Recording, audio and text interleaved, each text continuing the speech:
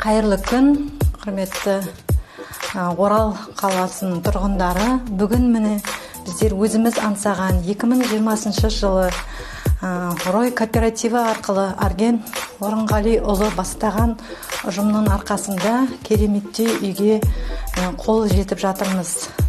2019 жылы март айында біз осы кооперативті естіп, жолдасымыз екеуміз барған едік. Осы кооперативға ақша сала бастадық.